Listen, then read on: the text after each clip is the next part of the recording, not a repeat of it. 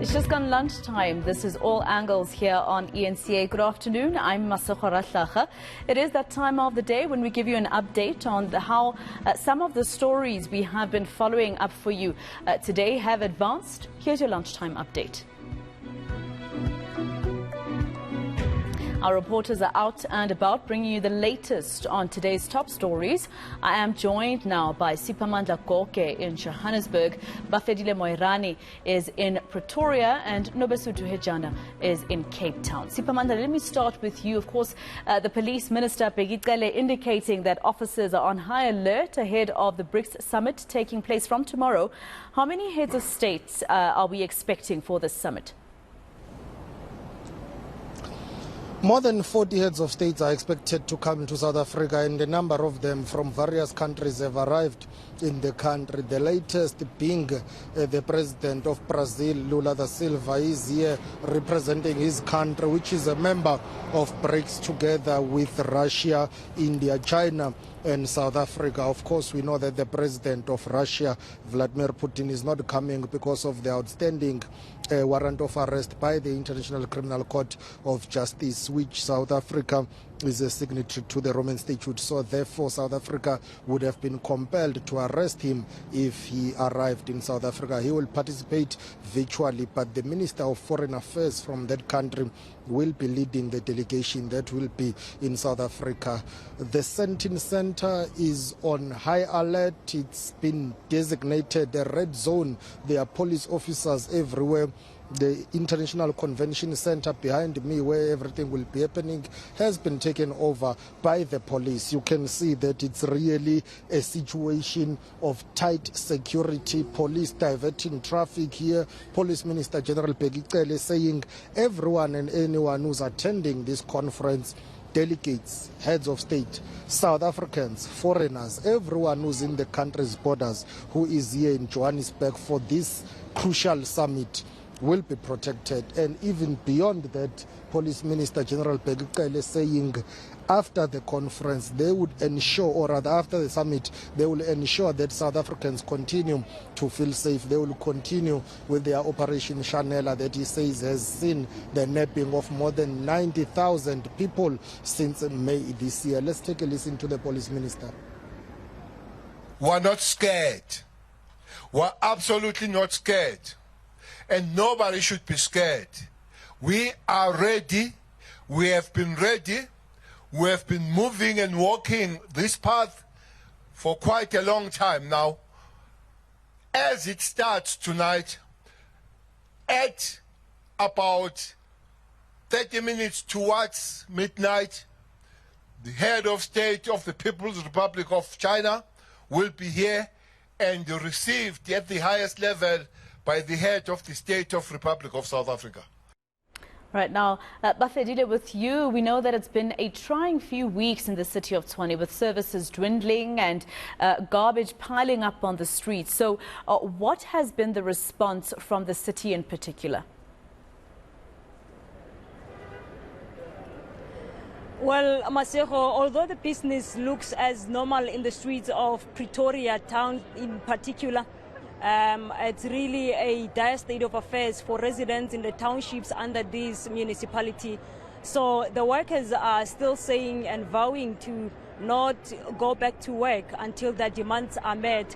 But the Municipal Workers Union, SAMU, has earlier spoke to us, having to say that they have sent a memo to their workers to revert to work by this morning. We engaged with the municipality spokesperson, Cele, to hear as to whether the workers have adhered to the call by the leadership, the union leadership. And he's saying that there's a meeting that they often hold in the mornings when the workers are here, come for reporting to work. But this morning, the workers did not report to work. And we're seeing a scores of some of the workers outside the municipal council here at the Tshwane House in Pretoria. And it looks like they are not backing down. They are not going back to work because we really tried to engage them earlier on and they do not want to come on camera because I think they are afraid of being exploited or being fired, because at this point over 100 workers have been fired from work, and the city is saying that they are intending to meet with the leadership of the Union SAMU on Wednesday at the Bargaining Council to resolve this issue. So we spoke to Cele, who has also confirmed that service delivery has actually been hampered for solid 3 weeks to 4 weeks at this point in time. And let's listen to what he said to us there, Masego. Where we are hardest hit is in two areas in the main: waste collection and restoration of power, where there's an outage. That's where we are hardest hit. Waste, we're having serious problems in Mamelodi, Centurion, Karangua, and Soshanguve. In terms of waste, I can tell you that our collection is at 65%. We've got a catch-up plan, but it's been disrupted by all these incidences of torching of trucks, intimidation of contractors. We are now surviving with contractors. All right, let's go to Nobesuthu in a rainy and windy mother city. Nobesuthu, South Africans have raised concern, obviously, over the increased tariffs, especially electricity, which we don't even really have, right? Now, I believe Cape Town residents are planning to march against the city. Certainly. So the civil society organizations, supported by a number of unions as well as some political parties in Cape Town, are planning to march to the city of Cape Town on Saturday, where they're expected to hand deliver a memorandum based on those issues that you've touched on, the recently increased electricity tariffs in the city of Cape Town.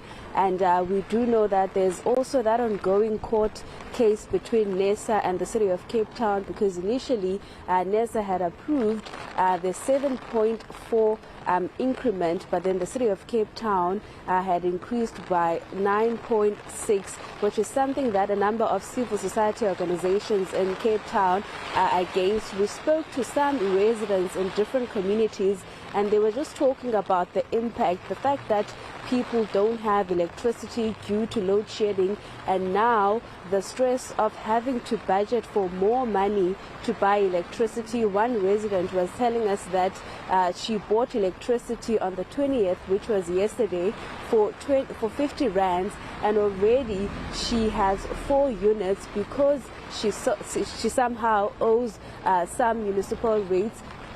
And we also spoke to Sandra Dixon, who is one of the conveners of that particular match, and she was saying that the city of Cape Town is extorting residents, and as the civil society organizations, they want the city of Cape Town to stop this, because this isn't the first time that they've reached out and they've tried to ask the city to be on par with what NESA has increased increment, or what NESA is calling for, and they're accusing the city of Cape Town municipality of extorting money from residents with the responses that the city is trying to ensure that residents they don't have much load shedding through their intervention. So they're saying that the city should not use such as an excuse, but to also recognize that a lot of people are struggling, and also people have lost jobs in this financial year.